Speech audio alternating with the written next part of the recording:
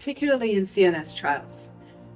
The signal that we're after, the signal that a drug is safe, or the signal that a drug is effective, can be quite subtle. So we're looking at very, very small effects in indications or diseases that move very slowly, that are very heterogeneous.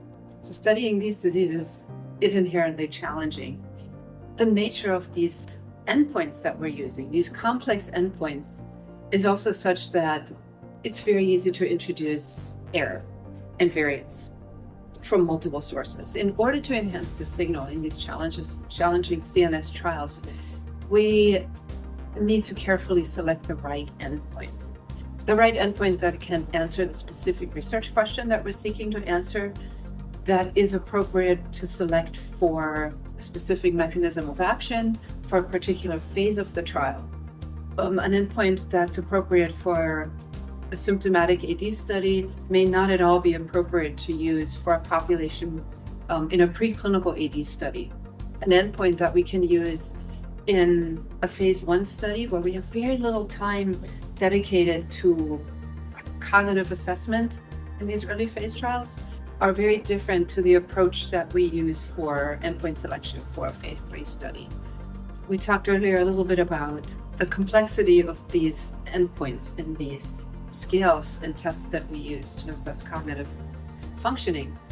The skill with which the tests are administered is just as important as the tests themselves.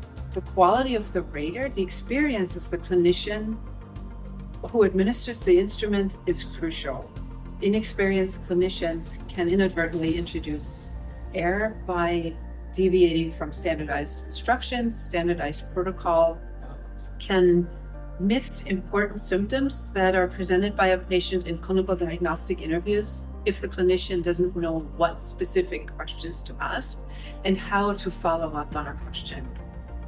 With more and more studies going into preclinical or very early AD, symptoms are subtle. So we need to be very good at asking the right questions and listening for indication that the patient is experiencing these early cognitive changes. It really requires seasoned clinicians, and clinical skills tend to develop over time and are not something that you gain from watching a video on how to administer a test. You really have to get your hands on these tests. You have to practice, you have to get feedback from experts, and even the best clinicians and raters tend to sometimes drift over the course of these long studies.